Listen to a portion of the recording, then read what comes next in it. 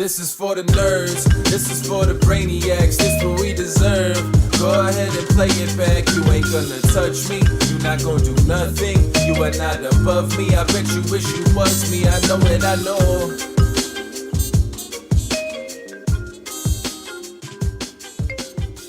What is poppin', everybody?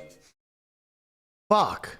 Did it again. There was a whole bunch of shit. I thought it came in and then it went back out. It's a rough draft of the new intro. We're gonna have a better one. Don't worry. Yeah, to be fair, it's a little sneaky. Oh my God, why did it get me like that? I got you good. It fucking held on it. Welcome back to another special episode of the Only Friends podcast. Well, you know, it's me and my only friends, which includes, but is not limited to, Guapo. Hello, Guap. What's poppin', homie? What's popping is I made the pod late today. Apparently, I've been playing poker for 20 years, and I still don't know how to bluff. You tried though. You tried hard. You did try. Yeah. I wouldn't blame you. We were gonna be late no matter what. But looking back, I spent more time looking that spot up than I thought. I took a clean 30 minutes out of the day. Yeah, I just kept like, oh, well, you're supposed to pure raise this and this, and oh, what about this spot? And then all of a sudden, I'm like, wait a minute, we were supposed to go live in 3 minutes. Whoops. Who am I to stop you? Go for it. Yeah, I think At least you're being productive. Wow. You know, well, while we were making everybody wait. Yeah, well, to be fair, I was also waiting on a certain asset to come through as well. Right. But yeah, I think when we take this trip to Big Bear, I have a lot of stuff like outlined where, you know, we're gonna improve the show a bit, like work on some structure and, you know, time maybe. Mm-hmm. But I also think that, you know, maybe That's a myth. Maybe we time is a myth. Maybe we work in a little coaching there, you know, a little. Let's get Guapo I good. like this. I You know? like this. Wait, can I be part of that? I want Yeah, to get good. of course. I think that, like, you know, first and foremost, we are a poker show. Yes. And I think that it would be helpful and important if we all took more interest in poker. Yeah. Rather than, you know, relying on me telling Bobby Room stories and Landon just in the chair going, I mean, if you're not calling with that, like, what are you calling with? I know Conrad loves that. Yes, Landon, you can speak now. Yes. It's one of the funniest things ever, honestly, because like you just know it's coming, and it's just like you see it in his face first. Like he gets his sour face first. Well, he's like, waiting. Oh my God, he's like, he's very politely waiting his turn to speak, and when it doesn't come fast enough, he has to, you know, kind of get the prompt out there. Right. Yeah. it's pretty great. Like, is it my turn yet? No. Okay. Shout out to Landon. He's not with us today. He's day 2 of some While we're trashing ACR him. bird. Yeah, of course. I mean, What you got to do. Melissa's also not here, so, you know, fuck her. No, just kidding. Actually, it's a huge happy birthday to Melissa. Everybody wish Poo Dog Melissa a happy birthday. Melissa. Let's all go spam her Twitter timeline at Poo Dog Melissa. Give her a nice well wish for her 28th. Wow, you just I thought you're not supposed to talk threw about her ladies' age right out birthdays. there, huh? Yeah, it's, Whatever. I think when you're still in your 20s, yeah, it's when you're in your fine. 20s, it's fine. He's I don't young. know, guys. I think Poo Dog turning 48 today. Yeah, she's in her 20s and she's Asian. Like, she could just pull off 28 forever. All right. It's totally fine. I found this like Twitter thread of actually it wasn't even a thread, and I honestly don't know how some of this shit pops up on my timeline, because it's like I don't follow this person, and I don't think anyone else I follow follows this person. It's like a random person who has, like, you know, 500 followers just on my timeline. Yeah. But it was a funny story.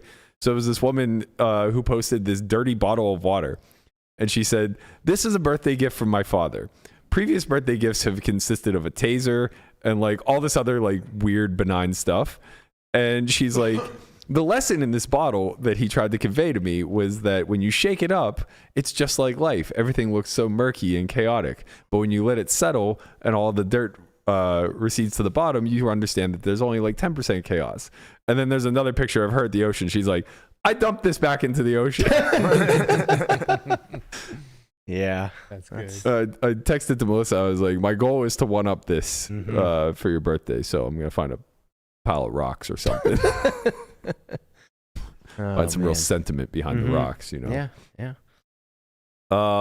What'd you guys do this weekend? You know, I made sauce. Did you see the Sphere opened? The Sphere did open. Man, it looks Pretty amazing. cool. It looks like It really you're does. out in the desert while you're sitting at a concert. I saw a photo that Eric Seidel posted. He must have went to one of the opening shows. Yeah. So for those of you not in the know, the Sphere is like this $1 billion. I think they spent $2.1 billion on A it lot. or something like that. Yeah. It's this $1 billion arena specifically built for it's kind of like the new version of OmniMax. Yes. So it's built for entertainment, like hosting concerts and things of that sort. It'll also, you know, I'm sure have a planetarium in there at some point. Lamanna's gonna get real high and watch Planet Earth at the Sphere. No, they already have their next show is it's called Postcards from Earth. Yeah, And, same thing. It's like a sci-fi / nature documentary where they take you to all 7 continents and into space and in the ocean. And I mean, essentially it's like a 360 view of a screen. Right. New technology, 167,000 speakers. It's going to be intense. So from what I was reading, they were U2 like pushed back really hard. They didn't want to do residency there because generally these Sphere type arenas have really poor acoustics. And the way that they solved that, and also the way they made this a $2 billion endeavor, was they put is it a 60,000 seat arena? Is that accurate, or is it 20? It can't be 60. Okay, so maybe it's like 20. Sounds right. Yeah. 60 seems like a lot. But there's 160,000 speakers in the arena. So effectively, like, you know, something like 8 speakers per chair. Right. And what it does, and I don't, they were talking about this in the game yesterday. I don't know how accurate it is, but from the way I understand it, like, it's so personalized, the sound system. 17,000. 17,000 seats. Okay, so that's like 9 speakers per chair, basically. I'm sure they're you know, some that aren't actually in your chair or whatever. Right. But the way they were describing it was they were saying that you could have, like, say you're watching the Postcards from Earth or whatever. Right. You could have an English version of it in your chair and a Portuguese version of it in the chair next to you, and you guys wouldn't hear any overlap. Wow. That's pretty impressive. So I'm not positive that that's accurate, but like that was some of the things that were being speculated. There's all kind the technology is insane. I guess they also like they can change the climate in there. So like as you're going through the different parts of Earth, maybe they change the climate to make you actually feel like you're in the jungle. I don't know if they just make it super humid in there, be sweating. But it's pretty sick. Yeah. I saw a picture that Seidel posted, and it was YouTube on stage. It was like, you know, from relatively far away. Right. And the stage looked, you know, tiny. Small, super small compared to the giant screen. And behind them was this, you know, massive panoramic view of the Las Vegas Strip. Yeah. And I was just scrolling through my feed, and I was like, when did U2 do an outdoor performance? They actually did. Yeah. No, I know, but it was at Fremont. Right. I was thinking, I was like, when did they do an outdoor performance at, like, you know, Mandalay Bay? Nope, that's the Sphere. And then I look closer, I'm like, holy shit, that is just the Sphere. Yeah. And then I watched, like, you know, maybe a 2-minute clip or something like that of the actual concert. It was unbelievable to watch the screen. It was just like an image, and then the image like broke down and turned into motion. It was like, And oh it my looks god, like you're flying like through the air. Yeah, it was really remarkable. This is coming from somebody whose only other experience with this was like when we got to go to Science Center, the Pittsburgh, Carnegie Science Center in Pittsburgh. Yeah, we had an OmniMax experience, and which was really cool too. We did like Raging Rapids or something. It was like Grand that. Canyon. Was that what it was? Yeah, it was the Grand Canyon experience, and I remember we were pretty high up, and there was a point where like the drone or the airplane or whatever, I mean, it wasn't a drone, this is 1990, the airplane that they shot the footage out of like dips into the canyon, and you go in this steep decline, and I was literally like falling out of my chair. Right, yeah, it felt real. So I can only imagine what this experience is going to be like. Yeah, it's going to be I don't want to crazy. see YouTube, but I need to find a reason to go there. Maybe Postcards from Earth. Maybe Dave Matthews will go. No. Maybe Ed Sheeran will reschedule in the Globe. Go ahead. I had a pretty good weekend. That'd be pretty dope. My weekend consisted of winning one wager and losing one. Would you guys like to hear the winning one first or the losing? Well, we know the losing one. Your kicker didn't do so hot. Go on. This is a different one. So my winning wager was I took Canelo by decision. Lock. That worked out okay. Yeah. And then the wager that I did lose was on Friday night when I left the pod. I said, "Hey, Connie." I said, "Would you like to go have dinner, man? It's on me. There's only one catch. You have to continue to wear the robe and the slippers." Now the inner knit inside of me was like, "Oh, this is gonna look good. I'm offering to take him out to dinner," but I'm like, "There's no way Connie's gonna take me up." Oh on this. man. What? So Robin slippers. 2 hours later, I have a $120 tab, and I'm getting my weekend started. Robin slippers right there. Where we're going? My normal spot? Cool. Where'd you go? Yeah, it was really good. We by went the way. to someplace. Someplace. Yeah. You're Robin's keeping it on. on the wraps. Too late now. Yeah. We're not gonna dox, huh? Too late now. Speaking of, Freddie Deeb ghosted us. Wow. Your resident drinking partner. That's my homie. Yeah. Why'd he ghost this? Did you win money off him? I didn't win anything. I told you not to take money off him. I didn't win anything off him, but he got whacked. And Well, that's why he's not coming. No, I know. It was so I funny. said that. He was winning early. He was happy. He was all smiles. He's like, "I'm gonna come on the podcast." I'm like, "Freddie would love to have you. Can't wait to hear stories." Now it's like 5 p.m. and he goes, "I'm feeling pretty tired. Had a bad day today. Noon's way too early. Let's reschedule." We're gonna get it one day. Yeah, someday. We're just gonna keep playing phone tag for sure. Big shout out to Freddie. All right, let's get into the show. There's a lot to cover today. We're gonna push like the recap of the Super High Roller Bowl off till tomorrow, whenever we're gonna be joined by Brent Hanks. So stay tuned for that. But in the meantime, huge shout out to Ike. Obviously, a performance of excellence per usual, just went wire to wire. And shout out to our boy Chewy. Of course, big shout out to Chewy.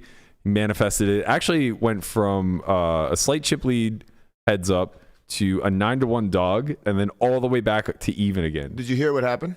I saw what happened. No. Oh, what? The aliens picked him up. Oh, Yeah. The aliens picked him up at it. Just. I'm sorry. They did what? Oh, That's what okay. it sounds like when you get beamed up. Yeah, like just a little pickup. Okay. So for today's show, we're gonna be pretty focused on the poker, but not so much on the Super High Roller Bowl. We'll leave that for tomorrow. We're gonna kick things off with a heated back and forth between Polk and Matusow, and I think we started to talk about this last week when Mikey put the poll up. I think Conrad was all for it. He wants to see the mouth coaching site I'm here for it. get man. launched tomorrow. Come on. You'll be your first customer, Mike. I will. So the poll was, should I open a teaching site on Omaha 8 tournaments and Stud 8 tournaments, or even teach mixed games at all implied? And the results were, yes, def split tournaments. No, don't give away secrets. Do all the mixed cash and tourney. Or you suck, don't do any. You suck, don't do any was an overwhelming winner. That's a landslide. Yeah, that's Obviously, we just avoid those people. Like, 62% came in with don't do any. And then 11.8 was no, don't give away the secrets. But that does leave a resounding 26% of 1,600 voters that would like to see some Mike Matusow training. I was in there. Okay. I was in there. Yeah, but you're not a paying customer. Yo, relax. I'm just saying. Relax. Okay, I was gonna use the S4Y card, obviously. Just put it on the tab. Okay. Yeah. So 400 people out of 1,600 thinks he should release a training site. Of those 400 people, 4 of them will actually pay for the content. Not bad. It's 1% You're gonna retention. get it. I think, Mikey, you should just do it for free on your YouTube. Let's get those YouTube views up. Drive some traffic to the Matusow podcast, and maybe try to monetize on the back end. I trust me, as a man who launched a training site, I don't advise it. He just doesn't want any competition. Yeah, He's that's scared he might go into no Right, limit. because Yeah. we're really in those 08 streets. Well, I'm saying you're scared Mikey might just step his toes in. I will say, Why don't we just hire Mike as a coach? Absolutely not. Just an idea. Obviously, Of come course. on. If he launches this site, I will hire Ari Angle the next day. If there is any demand, Ari wants no part of this if shit. there is any demand for split pot tournament advice, I'm just going out and getting on. Ari is literally on a flight to Alaska right now to play a 200 fucking PLO Yeah, bird. He has no time to be making courses. That's fine. He makes a course. I'll pay for that flight. It's a good gig Ari's a bad when you're miles. traveling pro. That's a good gig. So I don't think anybody really, this was kind of a lighthearted thing. I don't think anybody took too much to it, but Doug got in there and he said, "Hello, officer. I'd like to report a crime." To which things began to unravel. Matusow, we can play 08 and stud 8 heads up as high as you want if you think you're so good. Ooh. Now I have to tell you, as a heads up specialist myself, 1-0 in those battles. I highly encourage this. I'm here for this type of behavior. Yes. Things should get settled this way. It's very entertaining. However, the notion of playing high stakes limit split pot heads up is one of the most mind-numbing things I think I've ever heard in my entire fucking life. That's how you settle wars out in the streets, Burke. You know, I used to never, like when games would break down, there were plenty of times I can remember where I'd already put in a long session and I just quit a fish heads up. And a lot of it was a byproduct of me thinking that heads up no limit hold'em was relatively boring. Now, granted, I didn't understand the game very deeply at this point. And I didn't realize like how much of an edge you can get from people just like call, check, fold, you know what I mean? And so like the notion of like fighting it out with somebody who's too passive where you're never going to play big pots didn't appeal to me because I was used to playing ring where it's like that same person who's too passive would be dumping tens of blinds to you by the time that they passively folded the turn over and over and over again. That's how split pot heads up manifests in my head. Yeah. Just a whole lot of fast like check bet call, check bet raise call, check bet cap call, chop.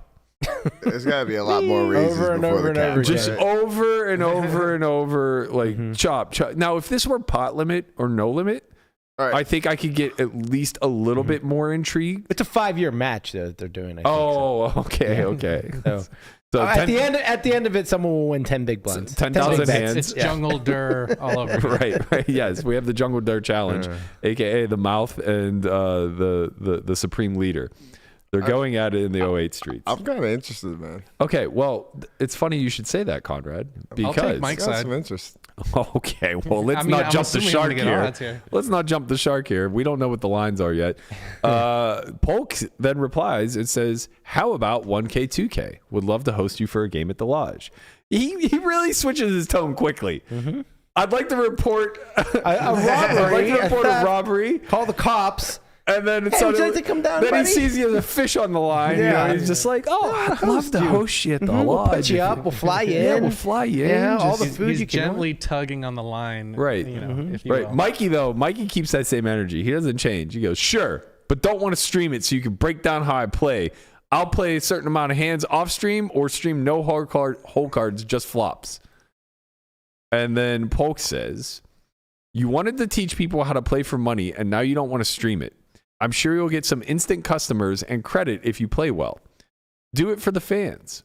We aren't going to play more than a couple sessions anyway." I mean, it's kind of great because it's kind of genius because obviously Doug would take that and have somebody break it down for his site and have a fucking full-blown course out of it. Yeah. It's kind of genius. That's He's honestly pretty smart. He's like just figuring out a way to get a fucking blueprint to make a course. He does seem to keep the same script in order of like, well, you want to teach and you don't want to publicly display your game. Like, what gives? And it's like, well, I don't want to feed you in the process any more than like for me at least it was indirect. It was like, I don't want to feed you at all. You're not even a part of this. You just got the match off. Mikey thinks he's winning. Send for you sure. a gift basket maybe, but yeah. So then Mike again, not to mince words, says, "When I beat your ass, they'll be calling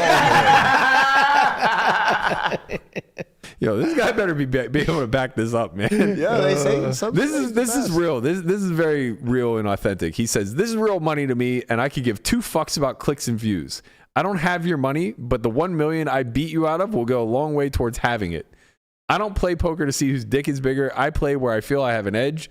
They told Berkey the same thing when he torched Airball off stream with help from you. Thanks, Mike. So Mike's estimating a $1 million win here. Playing 1K, 2K, we're looking at like 50 5. big bets. Yeah. I don't know these games that well. That seems like a lot if they play like two Heads up, splitting 8 hours. pods. Yeah, 2 8-hour sessions. Wait, that's 500 big bets, isn't it? 10 big bets would be. Oh yeah. Sorry, 500 big bets. Yes. Yeah. Okay. No, that that's a lot. That seems like a lot. Right? I thought 50 big bets was a lot. I mean, yeah. Usually, like edges, like full ring. Let's say generously they play 20 hours. Listen, edges full ring are usually like 1 to 2 big bets. I think. Right per 100. Right? I think so. Yeah. Okay. So let's say generously they play 20 hours, and that equates to I don't know what.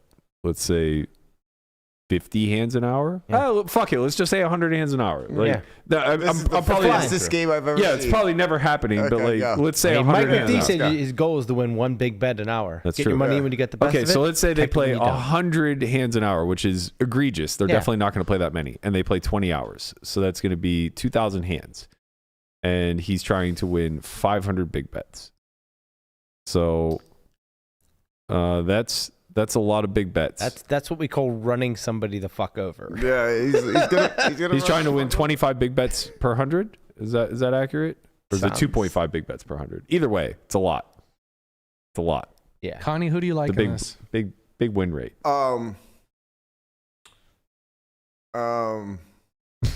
Give me 2-1. I'll take Mikey. Connie, you're No, he's he's probably the favorite when it comes down to it. You're a resident. Like, The thing is when like, it comes down to it, if I was setting a line, it's probably Mikey -1. Polk doesn't play on, these bro. games, does he? He used to play the big bet mix in Bellagio. Oh, he did? He's not incompetent. Jesus I didn't Christ. think he was I incompetent, but I also understand that. thought No, like I he didn't understand play he's a too good much player, of it. but Okay, like, but he's playing a heads up fixed limit split pot game. It can't be that complex. No, I There understand. just can't be that much edge gains. As long as you have like a theoretical basis for what's going on. Like, No, I I think understand. that one of two that's outcomes. not what Mike thinks. I understand that, but as much as I love Mikey, he's not exactly in touch with the modern world. I think one of two outcomes happens here. I think Mike wins small, like somewhere between 1 and 10 big bets. Yeah, that's what I was saying. Like, I think he just edges it out. Okay, so I think Mike wins somewhere between 2K and 20K, or Doug wins like 200,000. Whoa. How does that Oh math man, work out? I don't see that one. I think that Mike's a dog. That's how the math works Okay. out. I mean, if you think What do you Mike's a mean? dog, I'm not sure. It's You're just saying that Mike has a very low ceiling, where Doug doesn't. correct.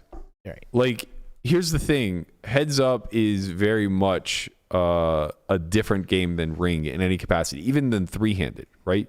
Because the mistakes that are made when you're talking about multi-way pots are all compounded by the fact that there are other people involved, and that's even more information now to the person with an edge. So Mikey may be winning in a ring format. You're saying Doug will be able to catch up a lot quicker. It's not even that he'll be able to catch up. It's a lot of the ways that Mike would make money in ring off of Doug won't be nearly as profitable heads up, right? Because a lot of it would be Doug getting quartered in multi-way spots. And I'm not even accusing Doug of that. Like, you know, maybe that happens, maybe it doesn't. My point is that like a lot of where Mikey's edge, I'm assuming, is derived is not from finding extra aggression. I would assume it's from saving bets. And heads up, you don't really need to save bets, That's probably true in a way. right? So it's like, I think Doug's just sheer comprehension of heads up strategy as a whole is naturally going to be superior to any stud or Omaha strategy that Mikey may have baked in from playing ring. And that's just unfortunately like a big neutralizer. Mostly I think this is going to be like a flop. I don't think anybody's going to win or lose big. I think it's going to be like very, very, very small swings. That's what they thought about you and Nick Airborne. I mean, That's to be actually fair, what I you thought- thought about. I That's did- what you thought about you and Nick. You're like, we're gonna like, you know. I thought it's gonna be the one- big winner would be like 100 to 200K. Yeah, I was very you wrong. were so wrong. You're just so dumb, Matt. How can you get that so wrong? I just didn't know that someone could be so bad. Well, now you know. Hey, you live and you learn. You know, it was yeah. a very expensive lesson It for me was. to learn. It was. Brian. Okay. Oh man. I could have made so much more money if I knew. Yeah. Oh man. Oh wait. Now Sean Deeb's getting in the mix. Holy shit! I should have never clicked on Doug's timeline. Oh boy. We're about to go down a rabbit hole. Okay. So Doug replied, link, "All right, please." all right, let's do it. Flops, no hole cards. I'm going to crush you. Wire 500k over and let's set a date. I haven't played 08 or Stud 8 in years, and even when I did, I played very little. It won't matter. I'm looking forward to it." Then he put a poll up of who's going to win, and he is currently winning 50% to 26% to 23%. I don't know. It's close. So 2-1 sounds like it's a decent line. Yeah, 2-1 might be the line. Then Deeb got in the mix and said, "So Doug Polk, when Mike Matusow doesn't show up /wire, can I get in an open invite Of course. for heads up mix game? Only catch, I won't tell you what game we are playing until I arrive each day." That's amazing. That's sharp. That actually, Yeah. well, but he'd probably be willing to stream it then, like whole cards and everything. Yeah. Which I actually think that's probably pretty fair. Doug said, "Half heads up, no limit, and half any game you want, and you let me know when we get to the room. You can even make up a game for the fans." That's actually great. That I would tune into. Yeah. For sure. Like this is kind of taking a fun twist, where I hate to admit that I would watch stream poker, but I think I would be in for that. I would 100% watch that. He said, Deeb said, "Only if the heads up no limit is blind man's bluff." Oh man. What is blind man's Isn't that bluff? where you stick a card on your forehead? Yeah. Oh, that's But you can't great. see it, but they can see it. Yeah. Oh, that's amazing. They should just compromise and do half PLO, half Hold 'em. Blind man's bluff. no. Or I mean half whatever Deeb wants to play. Whatever, yeah. Wait, why? Well, I think Doug's pretty proficient in PLO. but I'm pretty sure Deeb Deeb is very good. Yeah, but he is a lot better, but I don't think he plays much heads up, Okay. which matters. Yeah. Yeah. I mean, it matters a fair amount. Like ranges are wildly different. They Heads up than even might be three-ways. about even money. Heads up PLO. I think it would be very I think interesting. You'd take Deeb on that, right? I don't know. I don't know. I would. It's probably difficult because it's like it comes down to the Deeb's same probably thing. the better Like, PLO player, but, Yeah. but Doug's the better heads up player. So you put them right, it together. comes down to and the same see thing. which- It's like yeah. prowess over the Right. overall game format type versus like prowess over the actual fundamentals of the game. Yeah. And it's like, I don't know, man. You tend to lean with the person who understands the format type. Like, it's no shock that people like, Bax have a stud 8 bracelet having never played the game. He was just good at tournament Right. formats. Yeah. And that can kind of, although that's a little bit different because there were a bunch of other people that were just dead money in the field also.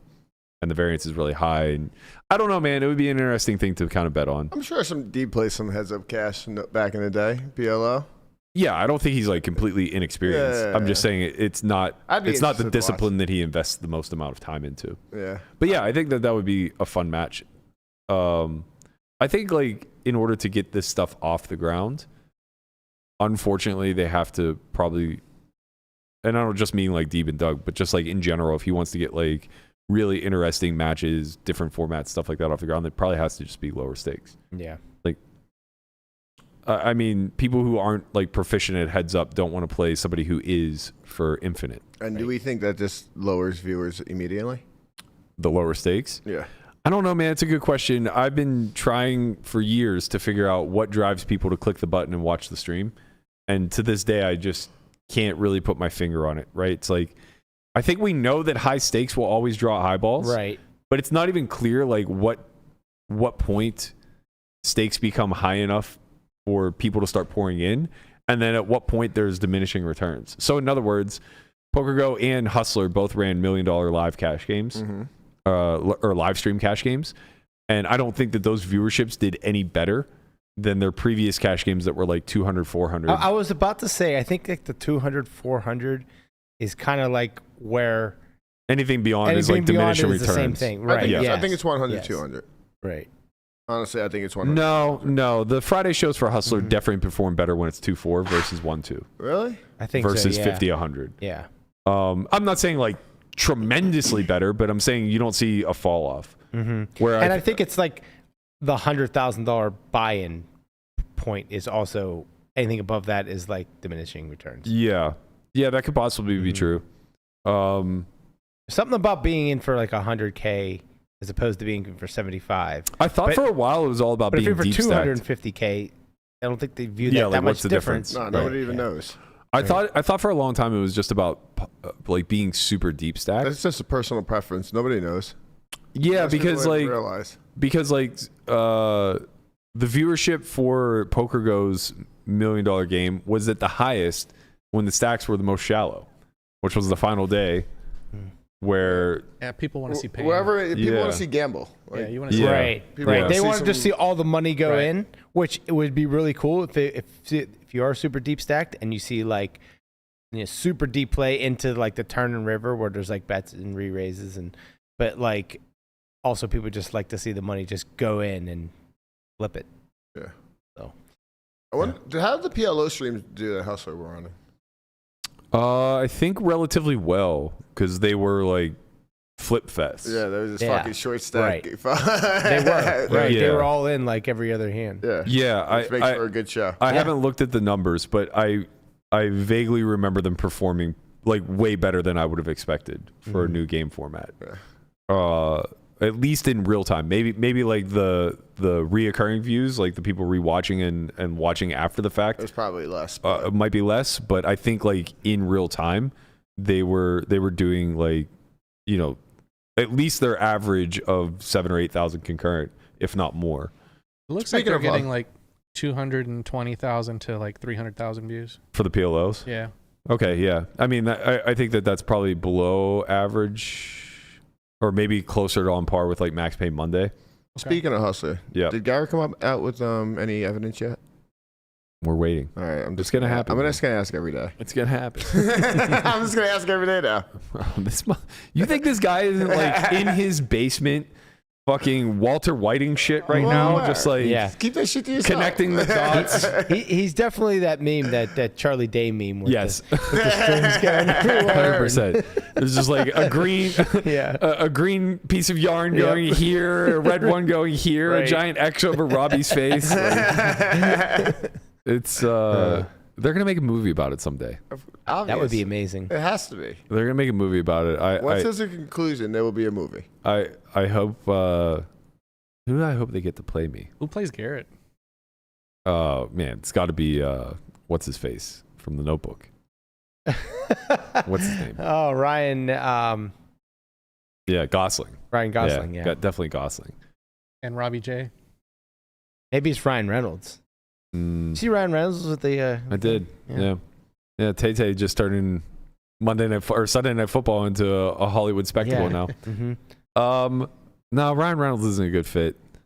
I think I would like Ryan Reynolds to play me, but it doesn't work. Good luck with that. Yeah, it doesn't work. Maybe The Rock will play me. Come on. What did he just say? You would much rather have The Rock play you than Ryan Reynolds. I could see it. I'm a little Samoan What the fuck did he Yeah. just say? at heart. At heart. You got the arms, but I mean that's. No, I don't. No, you don't. No, I don't. Proportionally, though, maybe. Yeah. No. Probably Walter White would play me. Just shave the beard. Yep. All right. Anyway, looking forward to this. If this happens, I don't know. I mean, Mikey was obviously being pretty honest, saying that he doesn't just have the money laying around to play this. Mm-hmm. So hopefully he finds backing. Hopefully there is a market where we can bet on this. I would be shocked if Doug doesn't come out as the betting favorite. And I'm going to try not to take the bait like I did on Dean Eggs. Fuck, man. I would be shocked if it doesn't come out. If it comes out even. It will not come out even. I think, People are sharp, man. Mm-hmm. I think it's gonna be around 2-1. Yeah, I think Dean Eggs was. I think I bet Dean Eggs at 2-1, maybe 3-1. But whatever I bet him at, it got worse. I'm going to take Mikey at 2-1. What were you? I was 1.6 to So you're favorite. saying that Doug in this match is a bigger favorite than you were against Airball? Well, publicly speculating. Yeah. But like, you know, once the first weekend ended, I was like a 3-1 favorite. But that's what I'm saying. Like what people thought before any cards were dealt is they're going to think that Doug is a bigger favorite than you were over Airball. Yeah, I don't know. Maybe not. Maybe not. Maybe it'll be like 1.5 to 1. Mm-hmm.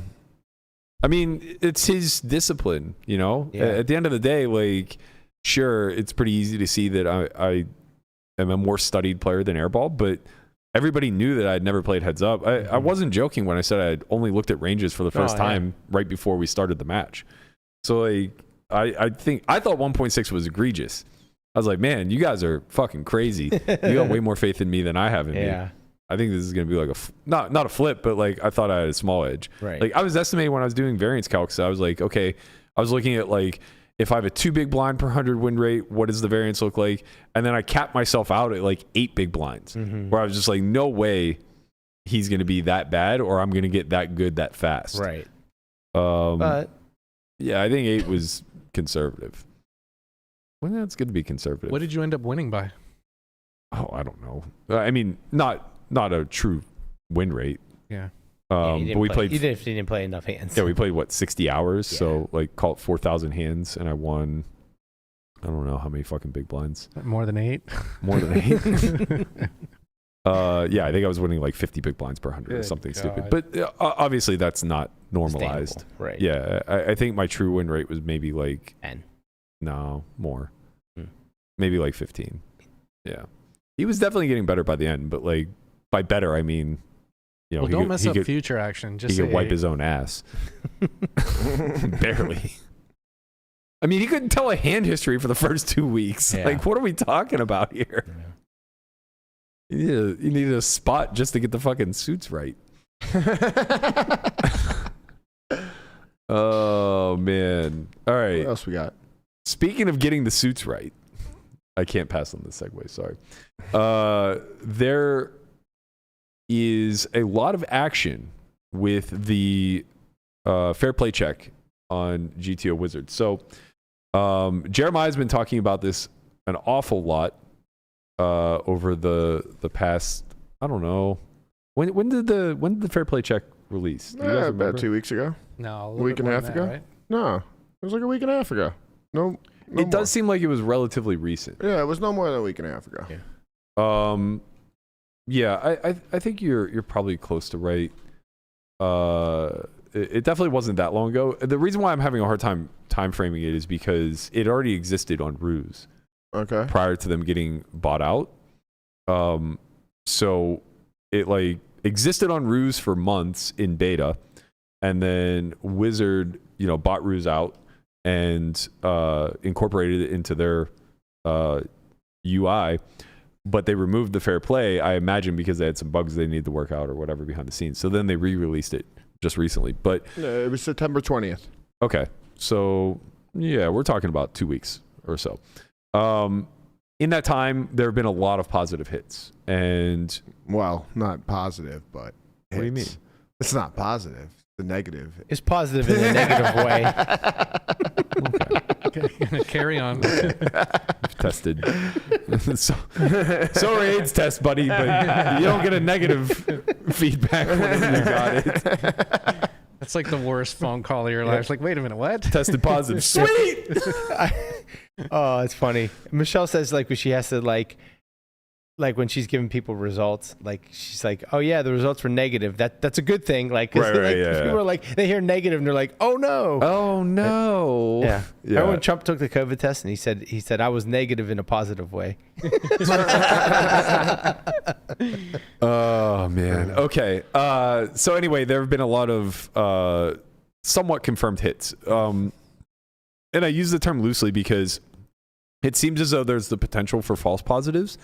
And I'm not exactly sure why the false positive rate is so high.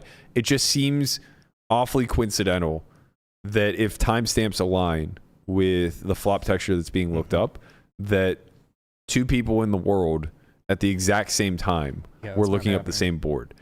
So I don't really understand why it's leading to potential false positives, but I guess that there were some concerns that people could be like sweating tables, looking up board textures in real time as just a casual observer. And it's funny because you did say something about the suits. The suits don't matter, or do they? Because the easiest way to get around it is just change the use suits. different suits. Correct. Right. But, so I was wondering if they were like, if they're looking at just the the board. So it's an 8-7 if I put in two-tone. 8-7 deuce rainbow, Right. It'll show me all 8-7 deuce rainbow boards that were looked up. Okay. And so the suits are irrelevant. Right. And if I look up 8-7 deuce two-tone, it's the same thing. It'll show me all the 8-7 deuce two-tone boards that are looked up. So maybe that could lead to some false positives because there will be a little bit of inconsistency in the sense that, like, well, at the exact time that this hand was played, that was 8-7-2 two diamonds, 8-7-2 two hearts was looked up, or 8-7-3 two hearts was looked up. Right. That type of stuff. So there are like little caveats, I guess. That can it's bring not a in, perfect system, obviously. right? Yeah. Well, it's certainly not close, but it's what we have for the time being. And I think us as an intelligent community recognize that the potential for false positives here, it's non-zero, of course, but the correlation between the time that these things are being looked up and the accuracies of the board textures is often going to be enough for us to jump to conclusions. Yeah. Right. And I'm not saying that we need to start widespread sweeping the internet of anybody who has a positive result on GTO Wizard, but I think there has to be a pattern, right? Maybe a little bit of a I don't pattern. know. We can discuss as we kind of get into the details of this what the actual outcome should be. But the point that I'm getting at is that where there's smoke, there's fire. So if we are noticing a trend of the exact time frame and a close enough board texture being looked up, that's to me too coincidental. Right. Like just basing just the product of reasoning here will allow me to arrive at a conclusion that says this likely is that. Right. That type of thing. So you saw Guapo show a few things. Things that I think are worth highlighting is that, one, people are fearful that GTO Wizard's being used as RTA. There is a baked-in delay where if you look up enough spots, eventually they'll start curbing your ability to use Wizard. So if you look up like 10 spots in a certain amount of time, it's going to impact its own delay. And I remember when I was studying for Ruse already had this employed. When I was studying for Airball, it was actually really frustrating. And now it makes me really kind of understand, like, before I was like, oh, who cares? It's a 15-second delay. But that's because the way that I use solvers is like, I'm looking up a spot here and there. Right. I'm using the trainer a bunch. Like, it's not that big of a deal. But when I was like trying to clump certain study things, like, okay, I want to look at these two-tone boards and I want to constantly be changing the variables up, it got really frustrating to sit there and wait for 10 seconds. So I definitely understand it from a user experience standpoint that it's not great, but until we figure out the ways to eliminate its use of RTA or its use as RTA, it's certainly necessary. All right, so let's give you the details. Big shout out to the Redline University Discord. I was led into that yesterday and kind of made privy of this story. Essentially sorry, I need to pull up the screenshots myself so I can see. Essentially, the long and short of it is that there is a player called UR Nightmare. So it's Nightmare without the T. And he was accused of, well, apparently there's some history here. I don't play in these pools, but this is the New Jersey Stars pool. And apparently, like, there was some past history where he had already been accused of some shady stuff. He max uses time bank on all decisions, which is a huge red flag. This is New Jersey? I thought it was PA, you said. No, it Stars New Jersey. I was mistaken. Or maybe I'm mistaken this time, but I'm pretty sure I saw them writing in the Discord that it's New Jersey. So Thought Riot came into the Discord and said basically, like, I think I'm being cheated. I'm using the lookup tool on Wizard, the fair play check, and this one popped off. So I'm not sure how the timestamp gets put in the hand histories, if it's the start or the end of the hand, but this hand timestamp in my database is 1234. And then when we look at the lookup, it was 1232. Exact same board or close enough. No, exact same board actually. And it was kind of interesting because it's a weird board to look up. The only thing that would make sense is he's looking up all 3-bet pots. Because this ends up being a 3-bet pot where you are Nightmare 3-bets ace-10 of diamonds. Thought Riot calls king queen of diamonds, and it comes 7-6-4 2 diamonds, and it looks like that this was then looked up, which is wild because sure, a little bit of a complex board to play in a 3-bet pot, but you also just have ace-10 of diamonds. Like you can't really make errors, Right, yeah. You know, so this is certainly if you're attempting to cheat this spot, it's because you're accustomed to either looking up all 3-bet pot spots or you really are a slave to accuracy in how you execute in this situation.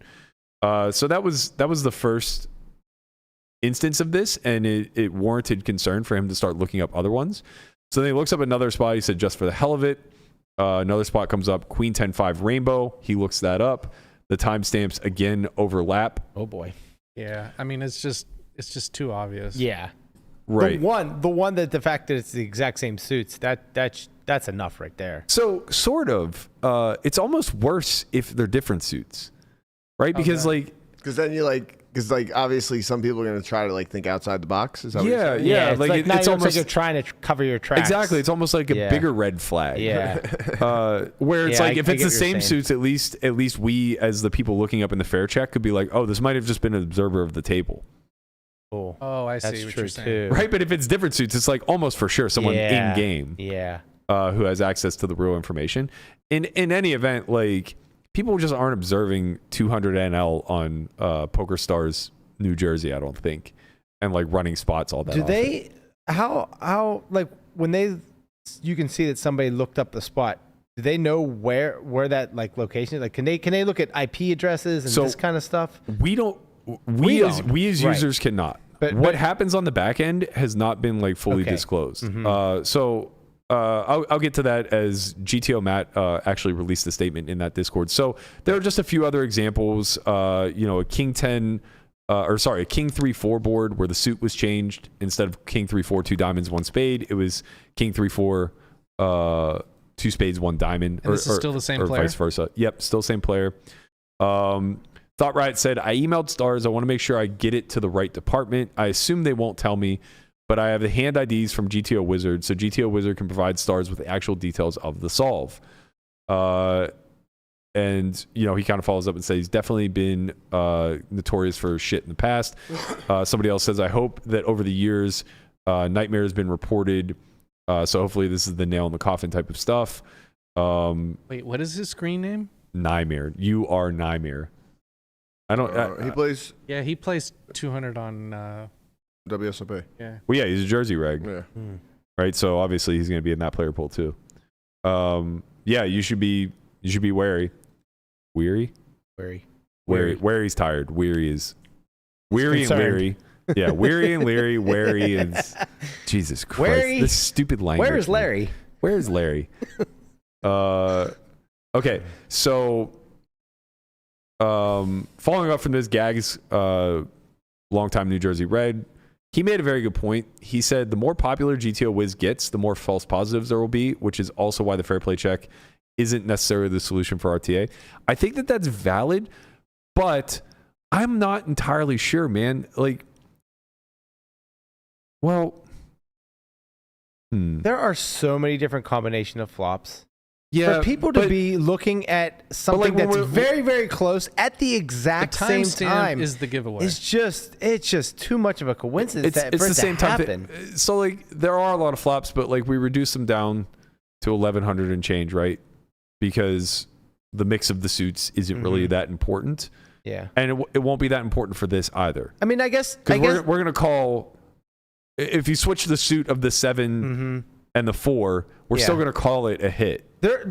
I mean, I'm pretty sure like GTO Wizard can come down to a pretty good accuracy of like the odds of it happening, right? Because they know exactly how many people are looking up spots at any given time, right? So if there's 1 million people looking up spots all day long, it's a little bit like more likely that they could overlap. But It'd I mean, be if interesting if they compile IP addresses to see how many hits like that IP address gets. right. So this is all stuff that we're speculating on. We Right. don't really know what happens behind the scenes with GTO Wizard or what they're even capable of scraping from their user database. but I mean, if they have IP addresses, then that's almost a done deal. you would right? think. Yeah. And honestly, like I think that the onus needs to fall onto GTO Wizard at this point because Shouldn't it be the site operator and not GTO Wizard?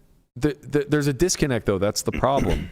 So if I run the fair play check and I turn it into I turn it into the site PokerStars, Okay. they still need to get the information from GTO Wizard. And if they're not already partnered to do so, there may not be any communication there, and Stars may not give a fuck to actually reach out to them, right? So there needs to be a working partnership between, like, it needs to be triangulated. Right. Yeah. And currently, the only sites that we know that are triangulating with GTO Wizard are for sure ACR, and then possibly, I think that there was a mention of Iggy. I'm not sure. Man, the stuff I've been hearing about Iggy lately is like, it went from the must-play site to like the most cheated site on the internet, Right. which is no shock being that it's anonymous, right? The last thing I want to mention is that while they were going through the process of trying to determine what the likelihood of him having cheated these guys are, everybody ran into a bit of a roadblock. So these things exist, and again, we're not really getting clarity as to why, but you can only look up 50 spots on Fair Play Check. So you can only look up and see 50 different scenarios of Fair Play Check, and you have to start by entering the flop, and now if you enter a turn card, that counts as another lookup. Is this Wait, per you're what? capped? You're capped at 50 Why Per are what? they capping? per 24 hours. Okay. I'm not sure. We asked, and I'll read Matt's sorry. follow-up. They actually increased it to 100, but I'm not sure why there's a limit at all. Exactly. I don't understand that. I don't understand why there's a limit, and secondarily, it only goes back 7 days. So the cap now also kind of limits your ability because now there's an expiring clock on the hands that you can look back on. So right? now you mean like maybe you're suspicious that you've been cheated. Now you want to go back and look up some spots from a couple of weeks ago, and you can't. Or even I would like to do that. right, or even to this degree, like let's say that I look at, I use 10 lookups to notice a pattern here, right? And I'm like, oh man, I think this guy might be cheating me. And I go back in my database. Now I have to start from oldest to newest because if I spend the next X amount of lookups, those will expire on the most recent ones. Now right. the backlog ones have expired. Right. And the onus is largely on us too to be logging all of this throughout the process. So there is a big ask for us to be sleuths to some degree and do a lot of detective work, which kind of sucks. I don't know how this process can be automated, but I feel like that's the direction that's where they have to work with the operators. Exactly. Right, yeah. They definitely need to be working with the operators to the point where they can automate this to it just get dings when hits. Yeah. Right. Yeah. So just like getting positive hits anytime that, and from the operator side, they could just, the problem is it's web based. I was gonna say they could just basically ban anybody who's using in game, but like having a browser open is just never gonna get policed. Right. So and with the IP address thing, it's like they can just use a VPN probably to get around that. Right. So yeah. So having the IP addresses, I mean, I'm sure we're better than not having them. We're creating more layers where it becomes more annoying to cheat. Yeah. But yes, you could mask your IP that's using GTO Wizard while you're playing. Right. So you could either, I assume you can mask your IP of GTO Wizard, not the one that you're playing on. Right. Because they're going to require you to. You need it. Right. Yeah. To be pretty transformed. But yeah, like that's an easy workaround, right? Yeah. For anybody who's reasonably sharp. So yeah, there's definitely a lot of holes. GTO Wizard Matt's follow-up was, hello everyone, I'm following up on my previous message from yesterday in Redline University. We discussed this and increased the limit to 100 lookups per account daily. It's already active. Also, Thought Riot shared with me all the details about his case in PM, and we're already in touch with PokerStars to investigate further. Okay, so that's great. So they are triangulating. What happens here, we won't really know, but he says, we are collecting your feedback regarding the fair play check, and I want to assure you that we will improve it with future updates. For example, you will also see a stack depth, as that is what many players mainly requested. We will also try to add other data and keep continuously improving it. So basically, they're trying to reduce the rate of false positives. But again, you're just adding more variables that can be manipulated by the person looking it up. Right. Reducing the stack by 10%, not really going to change things too much. Increasing the stack by 10%, not really going to change things too much. So we're going to have to come up with some sort of protocols of like, if it falls within this standard deviation of the variables that are at play, it's still likely to be a positive hit. Right. And that's not on, I mean, maybe it is on us as a community to come up with, because we're the ones playing, we're the ones who are paying enough attention where we're relatively sharp on this. Yeah. But it's also got to fall on Wizard and the operators as well to help curate those protocols, right? He said, also, I haven't gone over all of your messages here, but I saw you discussing what should be the ultimate goal to fight RTA, and we believe the GTO Wizard AI has the biggest potential in this case. The fair play check is a first step and a way to give you, the players, the power to investigate by yourself. I actually think that's really important and worth highlighting. So a lot of sites have actually taken that power away. When you look at WSOP, they don't provide hand histories. Nope. That makes it very challenging for us to compile a database and see irregularities. And to be fair, like, I've been hard on the side of, I agree with them not providing hand histories, because I think that it ruins, well, it doesn't ruin the game, but it makes the games tougher and extinguishes the fish faster. But that said, like, online is going down a path where it may not matter. Like, we might just be looking at a death spiral in the face, in which case, like, we need to kind of get all hands on deck and figure out how we can right the ship before it ultimately does reach this crux where nobody can really play or trust play online. It's kind of crazy, man. We've been fighting the good fight to get regulated online poker for the better part of a decade. And now that we're finally at the crux of possibly getting it executed, it's so riddled with cheating. And the thing is, it always was. It's always been riddled with cheating from day one, right? It's gotten more sophisticated. Right.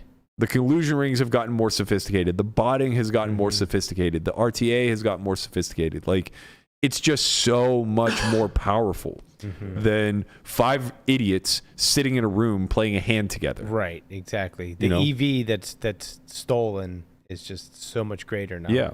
Yeah, and to be fair, nothing will ever be greater than what Pot Ripper did, but that was actually an internal thing where the owner of a site just decided to fuck everybody over. Right. Well, when you're in God mode, it's just exactly. Yeah. Okay, so continuing on, he says, our goal is to provide poker networks with a solution to fight any form of RTA using any private software/tools. In the end, the solution/willingness needs to come from poker sites as well, but I can assure you that we are in touch with the majority of them and working together on future steps. We will keep you posted. Thank you again for your valuable feedback. Please keep it coming. Really good statement, I think, by Matt and GTO Wizard. I do think that there's something worth highlighting there that is an unfortunate truth, but a truth nonetheless. And that is, in the end, it requires operators to also cooperate. That may be true, but at the end of the day, unfortunately for GTO Wizard, they are the product that is being used in a nefarious way. So yes, in order for us to reach solutions, operators need to be incentivized to police, and police much heavier than they already are. However, we can't just overlook the fact that you've created an ease of access to a problem that was already, kind of getting a little bit out of control. Yeah. And that's no fault of GTO Wizard. Like, this is kind of, well, I shouldn't say it that way. Obviously, they created the product, so, and any fallout is their responsibility. But this is kind of like you have to crack a few eggs in order to make an omelet type of thing. This is the byproduct of innovation. Right, yeah. If it wasn't GTO Wizard, then another company would come along and probably created. Or they don't, and just privately, there are, collusion rings all over the world that are doing this. Right. Yeah. The fact of the matter is, like, this technology would exist regardless. Right, exactly. It's just a matter of whether it would be in the private spectrum or the public spectrum. But I'm saying eventually it probably would work its way into the public section. Regardless, it just comes down to a matter of scale. Yeah. So could they have held off the scale longer if GTO Wizard never popped up? Probably, but all that is sweeping the problem under the rug. it's not reducing it or removing it.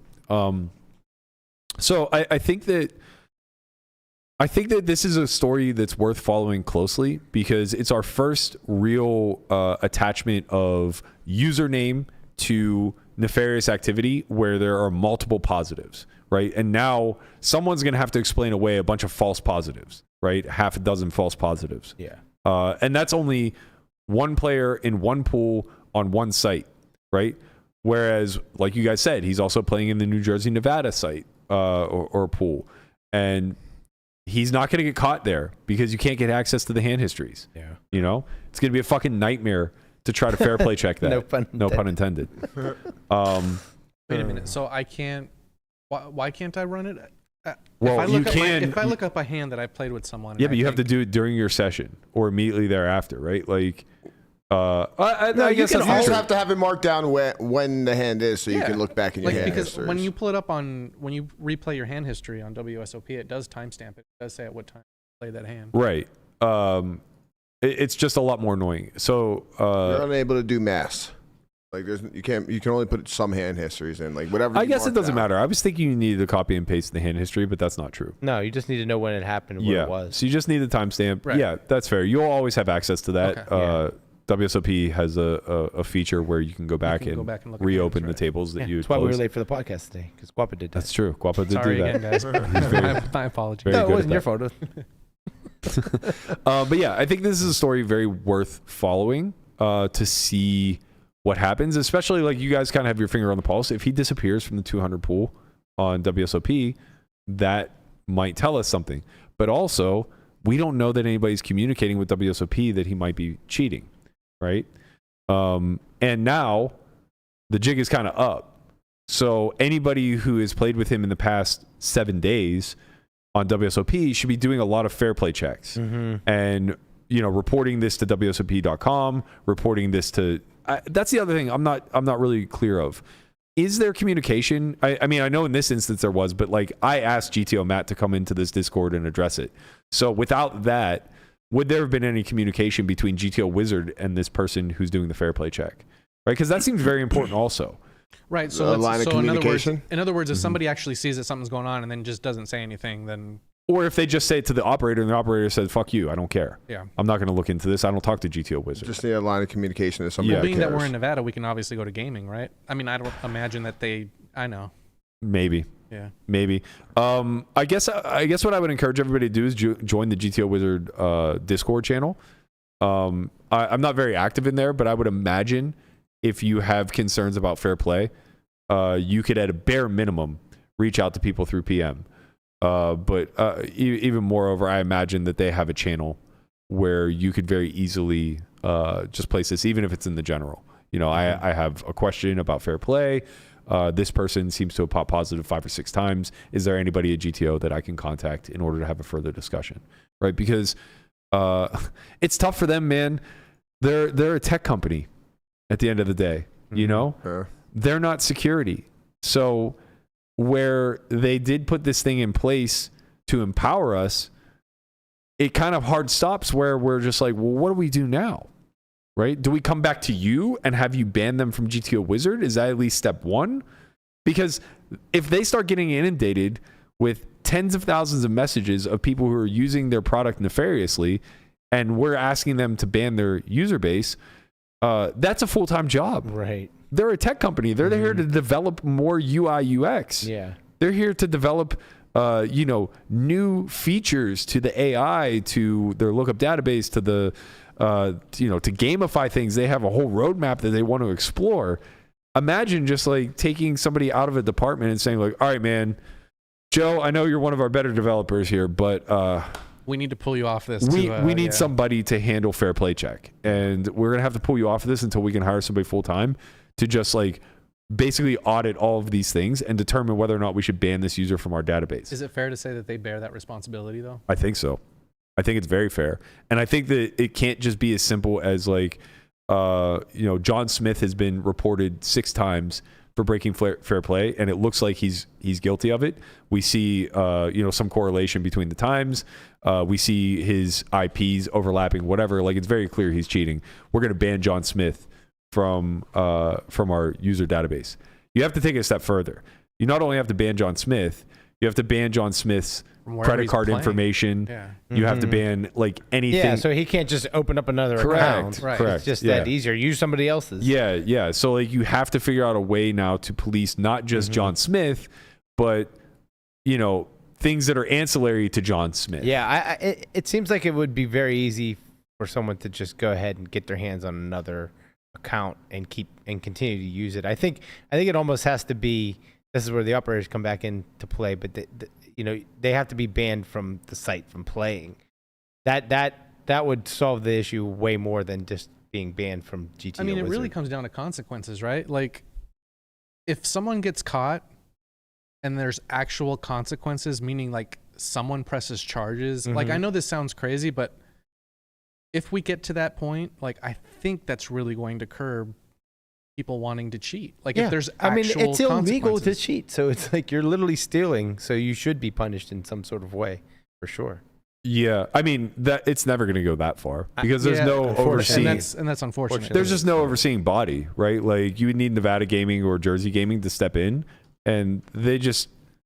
I mean, maybe it happens, but now you disincentivize the operators from policing it because if a bunch of people start getting taken to court or arrested via gaming, I don't even know if you could be arrested, but like whatever, if gaming starts pressing charges in a bunch of ways, now all of a sudden your regulated market is it has a leak. Yeah, I don't know if there could be some sort of like cyber crime that it could fall under that you could be arrested for or something. I mean, probably. I think the reason gaming, and again, I'm just saying speculating. The reason that they don't want to get involved is the person that's getting cheated is just, you or I. It's not that Caesar's Palace is being robbed. It's not that MGM Grand is being... They don't really get involved in player-to-player stuff in casinos either. Like, if you get cheated in a poker game, they don't care. All they care about is, like... And this is what happened in the Postle case in California.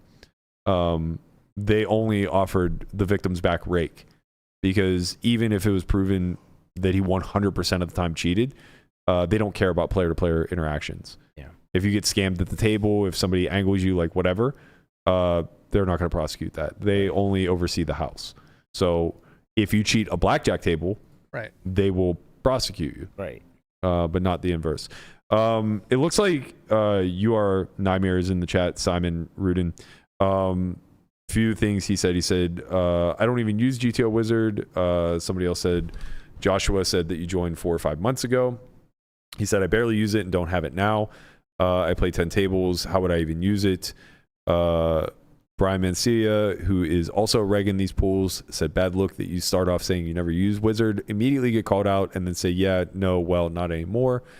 And then Blake, who's another reg in these pools, says, I've played an insane volume with Simon and can confirm he's not cheating.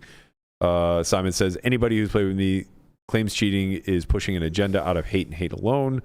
And he hopes that GTO Wizard does a full investigation, which obviously I think that's what we all hope. Like, if he's being falsely accused, like that would be really unfortunate. But if he is being falsely accused, then we need something that can explain away a litany of false positives. Right. Like, how do you just come up with a half dozen false positives? Right, exactly. Right. Like, it just doesn't seem to make a whole lot of sense.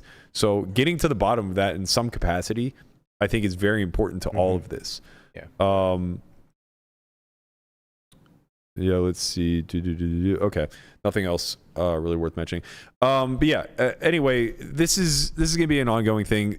Apologies to Simon if he ultimately is proven innocent. I'm just kind of reporting on the facts as we see them. I'm not insinuating guilt or innocence one way or the other. It just is what it is. Like, this is the landscape that we're dealing with now in online poker. These things are available for use at wide scale, and they are very helpful in game if you choose to do that. No, not yet. Not yet. No. Nope. It seemed like a good spot. Yeah, it did, but there's a whole nother block. So it's one of those things where, we just have to keep calling this out as much as possible, keep communicating with operators, keep communicating with GTO Wizard, and ensure that there's some public pressure to have those two operations communicating together to police this stuff. Well, the public pressure is going to end up being whoever does communicate with whoever does communicate with whatever operator communicates with GTO Wizard will get the most clients, basically. So not necessarily. It's all like depending on where you live and stuff. No, like that. not just that though. People don't give a fuck. No, the outcomes end up under wraps. So if Simon's proven guilty, we'll never hear about it unless he publicly comes out and says I was falsely I don't know banned. if that's true. If you don't see him on whatever site anymore, I mean that's. But WSOP's not going to police him unless he continues to do this and people turn him in, and that's assuming that he's cheating, right? So it's like, sure, he gets banned from Stars. And, some of the regs in the Redline Discord talk about how he got banned from Stars. But it would never be like a Twitter post. No. Like, hey, this Poker guy Stars New done Jersey this. is never going to come out and say, we've banned X, and Y for using GTO Wizard in real time. There's no blacklist. Right. There's no public blacklist. So that's the thing is like, and that's why it's so frustrating. It seems like there's more incentive to cheat than not to cheat. Correct. I mean, it's just. Well, I don't want to go that. I don't want to be. I don't want to be a doomsdayer. It doesn't sound great. Well, I don't want to be a doomsdayer, but because it may all be being policed behind closed doors.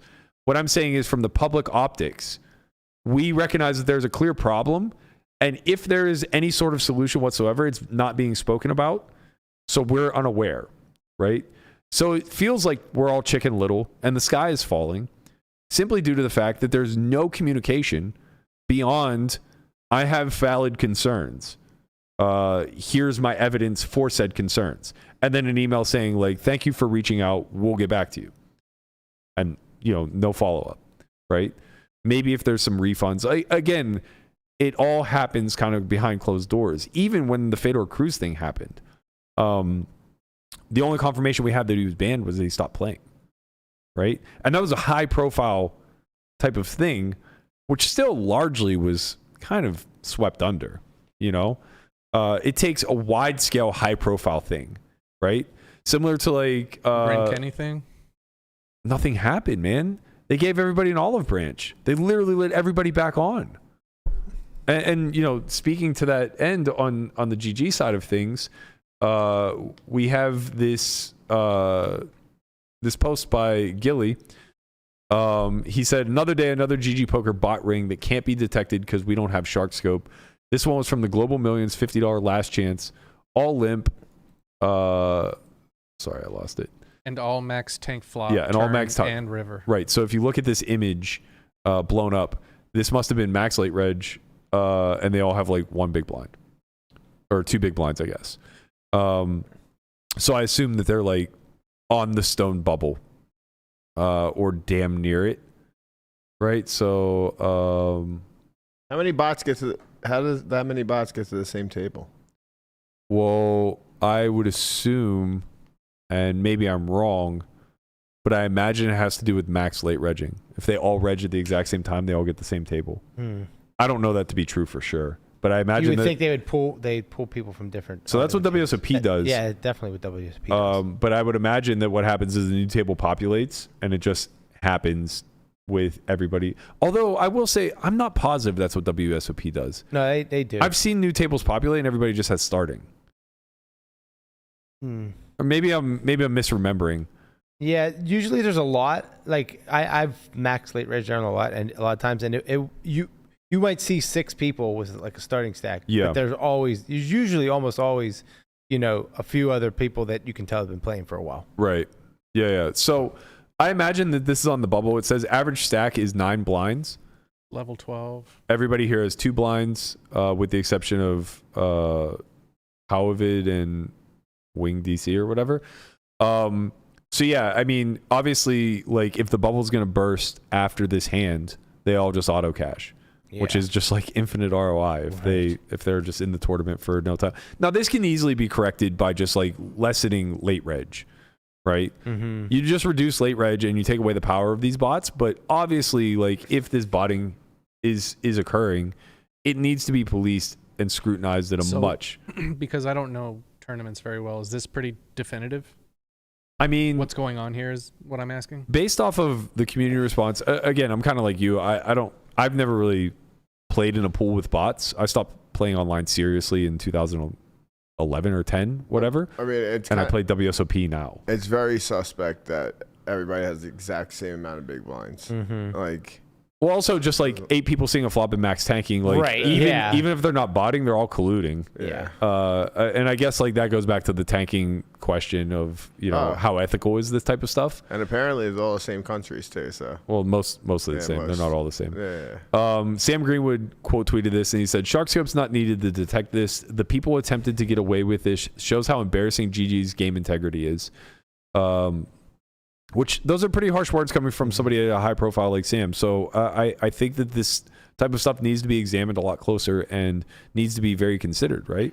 Also, the person who wins the pot is now going to have a big stack. Well, an average stack, but or an average stack, but like so like that's another aspect of it. Yeah, and they're just like checking down to get that average stack. Right. So yeah, I mean, I don't know, man. I don't know what direction this is all headed. I just think it's like abundantly clear that we have some sort of we're at a turning point online for sure. And again, I know I keep bringing him up, but it's because he plays in so many different pools, and I do regard him as one of the best regs that is at least on the American side. I want to hear more from Jeremiah when it comes to this stuff. We've been meaning to get him on, and I think we should do that sooner than later. But it's just abundantly clear to me that we're at a turning point, not just online, but it's also seeping over into live, right? In a different way. In the way things are going private live, it's just as destructive as the way basically privatized cheating is occurring online, right? So I would be very curious to hear what direction he thinks that online is headed, and if there's a way to kind of right the ship. My instinct is that regulation is the way, but I'm not so confident because I think a lot of these regulating bodies like Nevada Gaming are just too outdated. And I don't know the inner workings. Right. I don't know how up to date on technology they are. I just know poker is always at the fucking bottom of the barrel when it comes to being addressed. So given how deeply rooted in data and numbers poker is, and how quickly the technology is advancing around that quantitative field is, I would imagine that if they don't have a team dedicated similarly to GTO Wizard, like Nevada Gaming would probably be very well served hiring them as a third party entity, For sure. right? If they don't have something like that, then we're just drawing dead in regulated markets. Like it's just going to be a free for all, barring like some really, really top notch security behind the scenes for the actual operators themselves, which maybe they have. I truly don't know. I just know what I see, and what I see seems to be heading in a direction that isn't great. And I know that I beat this drum. I know that I've turned into the guy that says online is dying, but I don't think it's that contrarian of a take. Like the notion of online poker having been a dying star since Black Friday isn't likely to be inaccurate, right? It's just the nature of the beast. There was a Black Swan event that changed the trajectory of online poker forever. And coupled with that were a bunch of other major milestone events, such as the advent of solvers publicly, the advent of AI publicly, the advent of lookup databases publicly. All of these things furthered that timeline. And from the dawn of, or the spawn, I guess, of online poker, there were going to be people who wanted to play it to make money, and there were going to be people who wanted to play it to make money by cheating. Yeah. That was never going to change, right? It was just a matter of finding the sophistication to dampen the people who were trying to cheat to make money. And I don't know that we've gotten any better at that, to be quite honest. Time will tell. Time will indeed tell. Until then, I will just continue to beat your drum. Yeah, I'll just beat the drum. Look, I'm happy to highlight the good shit, man. When the good shit happens, I'm happy to highlight it. Like GG's breaking record fucking numbers in tournaments. We have 650 bracelet events a year. We have 3,025 ring events. There's like 11, 12 tournaments that you could have made day 2 for today. Yeah. Shit's like, bro, we're in a age now where there were no 2-day tournaments back in my day. You signed up for the mulligan and you fucking played it till 3 a.m. Right. All right, back in my day, the 750K ran from noon to noon. And if you wanted to win six figures, you were strapped the fuck in. Hey. You were pissing in a bottle. Back in my day, we didn't have breaks at the top of the hour. You pissed when you had to. That is true. You got a That actually laptop, did happen. right? There weren't synchronized breaks. when Yeah, we first fuck. started You playing. guys are so goddamn spoiled. Hope you're enjoying your day too, Landon. But yeah, like, you know, we're in an age now where like structures are so good that late reg lasts for 6.5 hours. Online tournaments take 2 or 3 days now. They had a You can win $1 million up top for some of these events. They had a 109. I want to say it was 250K or 500K on ACR. And day 2, they weren't even in the money. They only played like 16 levels day 1, I think it was. 16 At the something like 10-minute that. levels. It was something like that. Like They played for 3 hours. By the time you got out of late reg, you played for an hour and then Then you're bagged. done. Then you Yeah. bagged. Hour Wow. and 15 minutes, I think it was. Wow. Pretty good structures. It's wild. Hey, Matt, before we move on, it's probably important, and I think you already said this. Yeah. We're certainly not accusing your nightmare of doing anything that he wasn't supposed to be doing. We're simply talking about what was on this Discord channel. Right. And that if it turns And out that he is being accused, correct. right? Like, And yeah, if it turns out that nothing happened, then we'd also be the first ones to say that. For hey, sure. Yeah. absolutely. Like, and that's the thing. That's why I hope that somewhere out there, something will become public as far as what the resolution is, right? So if his name is cleared, I want to amplify that. Yeah, Right? for sure. But if his name is tarnished and he is found guilty, like, we should amplify that as well. It's a deterrent, right? But as of right now, nothing has been proven. It's just Right. Yeah, Rob- it's a lot Rob of was saying speculation. that because Simon's saying, I'm going to get legal help. I don't care. You should then. Like, go do that. Like, you have any idea how costly and fruitless that stuff is? Doesn't fucking accomplish anything. Anyway, let's wrap this thing up with our underdog picks of the week, our weekend warrior picks. What happened to the fucking intro, man? We lost the intro last week. Well, we lost it every week because you keep just jumping into it. No. You keep ruining it. Oh, you're right. I forgot to say it. Actually, you know what, Guapo? You got it? You got it there? Give me 1 second. Is it over there? There.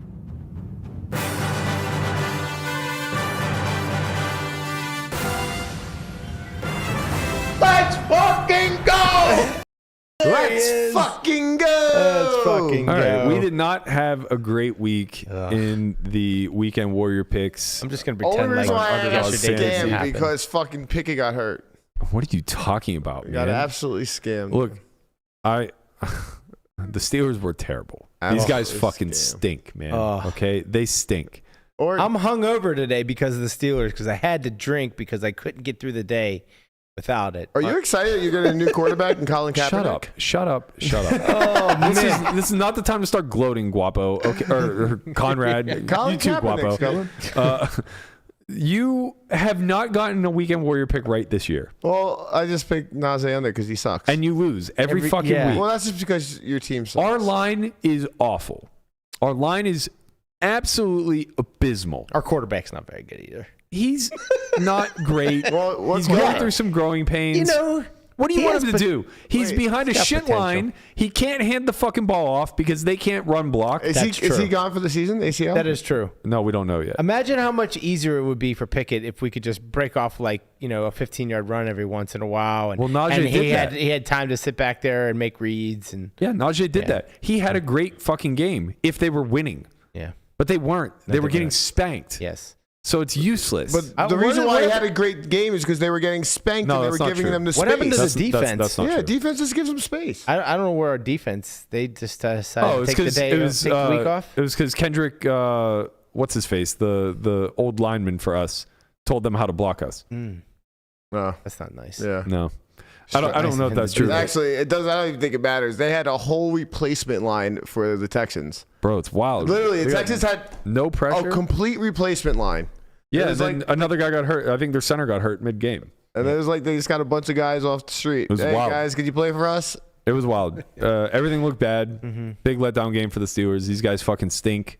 I'm already prepping my face for the Woo. slapping. Woo! Do you know who doesn't stink? That's Zach fucking Wilson, baby. Did you No, see he that stinks. game he He played? stinks. Bro, he stinks. He does. He stinks. guy fucking stinks. All right, back to the picks. If you guys are interested in doing the Pickem yourself on Underdog, you can head to underdogfantasy.com or hit hashtag Underdog in the chat. It'll give you the link. Be sure to use sign up bonus or sign up code S4Y. Get you up to a $500 match bonus, I believe, through this week. Today actually might be the last day. We went 2-3. I'm 3-0 in my weekend warrior picks. I would have been if Pickett didn't get hurt. To be fair, I was free rolling this one.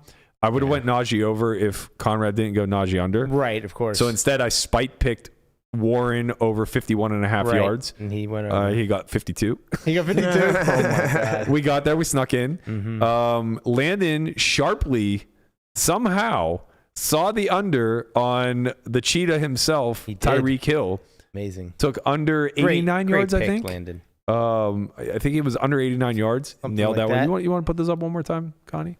Or, well, I got you two confused. Why am I doing this to you? You're being racist. I'm so sorry. It's because we're both brown. I knew I'm so Connie would sorry. go there. 88.5 yards. Wow. So we went under. Unfortunately, Young Ho did not come through.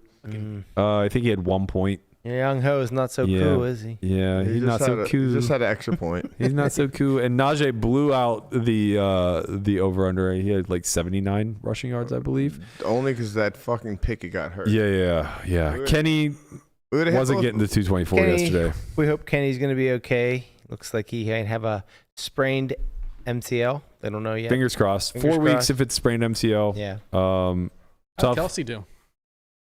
I don't know. Kelsey? Kelsey, He had an he okay had some game. catches. I'm a Kelsey fan all of a I sudden. don't think Well, any everybody touchdowns. is. Oh my God, dude! This guy is blowing up. He picked up 1 million IG followers last week. Taylor effect, man. Been The telling price ya. of the Jets tickets yesterday went up 2.5x. Yeah, Swifties will do that. I What paid the a hefty fuck? price to go to this. Why do they Swifties. care about being in the same building as Swifties this are out watching woman? football This, now. It's the great. Swifties, man. Listen, it's a fucking army. I just ain't don't no- get it. You know, I don't understand. I don't understand and she one rolled bit. deep this time too. Oh, Ryan Reynolds, Blake Lively, just coming Hugh in. Jackman, Yeah. just coming in with the crew. Oh yeah. She had Mahomes' wife at dinner with Whatever those shorts she was wearing are probably sold out in every store that they're sold. in. 100%. Apparently, it's not knee injury is not serious, and he'll be fine. Let's Pick it. go. Thank you. All right. Let's go. As per Jerry Dulac. We got the I Ravens know this Jerry week Dulac. coming up. Not personally. It's not good. Doesn't look good because we're really good at shutting down Lamar though. You know, I have a lot of faith. You know, this If you is shut what the down Lamar, Steelers you do. win. This is quintessential Steelers. They go into Houston playing what I mean. CJ Stroud looks great. He does look good. I think We Houston made him look really is a good, much though. better team than people were giving him credit for. But they go in against a subpar team and lay an egg, and then they're just gonna come back home and just beat the Statement fucking game. Ravens. Yeah, it happens just every fucking all year. the time. This is the Tomlin scheme. This is he what said, they do. He said there will be Yeah. changes this Yeah. week. Right, Which exactly. means Matt Canada's fired as far as I'm Never. concerned. They'll never He's do it. fucking out. They'll never do it. He's out. Big Ben's coming back. He's going to run the offense for the year. Please, get him in there. We're going to lose. I thought you meant under center. No. I want him under center. No, he's just coming back to call This the is plays. new We're going to arm. lose Let's the go. football and podcast, but I'm okay with that. I heard Colin Kaepernick was coming. Why do you keep saying that, bro? He can't get a job in the XFL. Like, he's 37. I don't think he ever tried out, did he? I don't know, but he's old, man. He's he can't old. be that He's old. very. He's 30, 34 or something like that. That's old. Oh my God. These football, quarterbacks played for a sure. 42. Matt Ryan is like 39 and in the goddamn booth talking about 28-3. That was actually fucking hilarious. That was pretty fun. I feel like you guys just match up really well against the Ravens. Like the Ravens have no other I don't- options. Well, you know than what it is? Lamar. You know what it is? It's because they have a very weak receiving core. Yeah, that's what I'm saying. They have no other options than Lamar, and you guys are just good at defense of the run. You have JJ Watt. we are not JJ, DJ. We are good at every layer on defense, but our talents go from back to front. Yeah. From front to back. Like our D line and linebacker, the first and second layers are elite. And then you get to the DBs and it's like, we're good. Fitzpatrick's pretty elite. Fitzpatrick is probably one of the best safeties in the league, but he's also like, starting to age a bit. Patrick Peterson, older. Joey Porter Jr., young, rookie. Wallace is like He's good. Yeah. He's okay. Yeah. He's a decent cover corner. He's not going to light anybody up. He's not going to make the Pro Bowl this year. No. You know? So it's like we have those first two layers, and any quarterback who can pick us apart with a really good receiving core is going to fuck us. Luckily for us. Zay Flowers is really good. Yeah. I mean, they got to contain that guy because he's really good. He was not hurt last week. I don't know what Conrad was Conrad talking just likes to about. talk shit. No, Yeah. it was It was Jones. Bateman. It was Bateman and Odell. Yeah, and it was Zay Jones. yeah. Yeah, man. I'm really glad we Zay Jones was. imagine if we had pivoted off of Conrad's pick, not taking the Ravens, who blew the fucking Browns out. Like, he's worried about a random receiver being hurt for the Ravens when fucking Deshaun. Well, Well, honestly, I thought it was three receivers. Everybody but Mark Andrews, basically. put them all in the fucking body bag. It doesn't matter. You could have ran a B squad out there. First of all, Cleveland stinks. Deshaun Watson stinks, but Deshaun Watson didn't even play. Yeah. Right. Whoever the other guy is fucking stinks. Threw 3 interceptions. Yeah. Yeah, well, you know. Pretty bad. Honestly, I don't even think Deshaun's hurt. I think he's just embarrassed. Yeah, he might be. They had 33 rushing attempts to 15 throws. The Ravens? Yeah. Yeah, I like that. I like that for us. Yeah. Like Lamar Jackson ran the ball 9 times. Yeah, I like that. If we can key in on the run and not be afraid of Lamar beating us with that's the big thing. That, No like, throwing touchdowns. that's the 2 big thing rushing. I've been struggling with all year. Is I feel like we've been scheming in a way, like it almost happened in the Raiders game in the second half too, where they're scheming in a way where they don't want the quarterback to beat them. And it's like, fuck it, man. Listen, Trust your goddamn D. we're gonna win this game 13-9. I like that. That's what I'm in on that's that. What's gonna happen? Our Survivor, Who's your quarterback our this Circa week? Millions did well last week. We went 3-1 and to be determined. We have Seattle tonight. I think Hey, we got them at a Pickem. They were plus 1.5, but we took them at a Pickem, which is, you know, it is what it is. So let's go Seattle. yeah. Baltimore came through. Wait, who were the other ones that we had? The Eagles lost. Yeah. Nope. That's our Sorry. our picks. Yeah, I think it was the Eagles is the only one that we lost, Mhm. and we lost it handily. I was wondering if there was a way that they could win by 8 in OT, but No, but they had to win by 9, didn't they? I think it was Yeah, 8.5. oh, Yeah, fair. wasn't gonna happen. Not gonna happen, cuz. They'd have to they would have to kick the field goal and then pick 6 it Yeah, sure. off. Stranger things have happened. All right, Yeah. so we had the Falcons the Jaguars -3 over the Falcons. Which did you say you didn't like that one, Conrad? Mm-hmm. Yeah, I did. He did. Okay, win.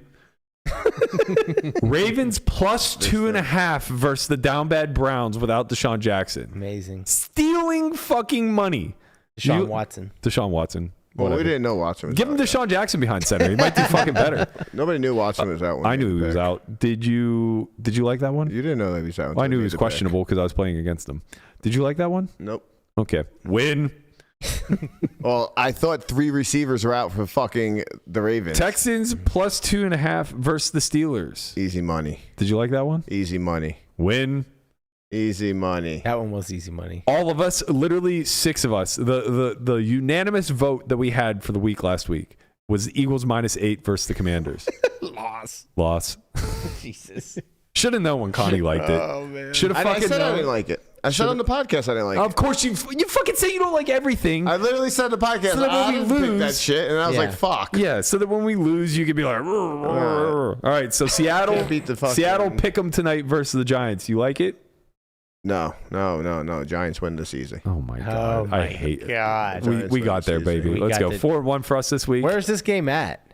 In New York. New York's popping right now. Fucking. Oh my it's god, still New got York's the under Chiefs- fucking water, literally. It's still got the Swifty fucking vibe going on. I hate you. They're all gonna go catch a Giants game. It's gonna be popping. I'm so sorry that I bring you guys Conrad twice a week to give his NFL picks. Did but- you hear this idiot talk about the Steelers are gonna win games? They slap stink. the fucking shit out of you, Sude. Don't worry, I've been working on it. Every day when I go to pickleball, I have somebody lightly tap me on the cheek, and I'm just going to increase the pressure every week. How many do the Good Steelers job. have to win for you to slap him? 9. They have to win 9. So if they Yeah. win 8, you get slapped. If they win 9, Oh, look at that. Yeah, Look at they're gonna that. figure out a way to do it. I think so too. They're gonna come Brian. through for you, Berk. Yeah, Colin think so, Kaepernick's too. gonna They're be a just gonna quarterback. win a couple games they're not supposed to win, and then they're they gonna do win. Stink, though. They They're do always stink. gonna lose a couple games they're not supposed to lose. I was looking at their schedule. You know, the only team looks like they're beating is the Bengals twice. Perfect. I said if they come out, They're going to beat Baltimore next I week. said if they come out 13-9. 3-2 after the first 5 games, that I would feel very good about it. I thought that they were going to do it, but I didn't think it was going to be like this. No. I thought the Houston one was going to be Lock City. We were going to come in 3-1 into Baltimore and maybe steal one to go 4-1. We're praying now. We're praying. Yeah. Two You and need three's a that bad upset start. next week. You guys are 2-3's a bad 2-2? start. Yeah. Yeah, I mean, it's praying Lamar, baby. You Praying better- Lamar, because if you like, honestly, Look, It's Lamar right on wins pace his for 2 the last games game of the against you. season against the Ravens I in know. It's Baltimore. nice if they win That's too. the one you're going to need, Burke. if they're 8-8 going into the final game, I don't think we're gonna have a getting there, fucking buddy. watch party Oh. or something. I don't Got think we're to. getting there. Might have a live on air slap of Conrad. It's called a slap party when I slap the shit out of you. What did Five Fingers say to the face? Slap!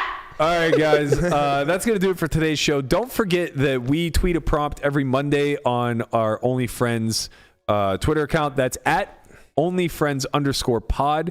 Head over there and reply to the prompt of what's a cute little thing you do at the table? None of us make these problems. Guapa, I'll let what's you a know. cute little thing you do at I'm the gonna table? put mine on Twitter. Don't worry. I'm gonna own up to it. Please bring the heat for this one. We're expecting a lot of funny responses. Another big shout out to our sponsor, Underdog Fantasy. Thank you guys so much for being a part of this. If you guys want that sign up bonus, head over to underdogfantasy.com or click the link in the bio below. Use sign up code S4Y.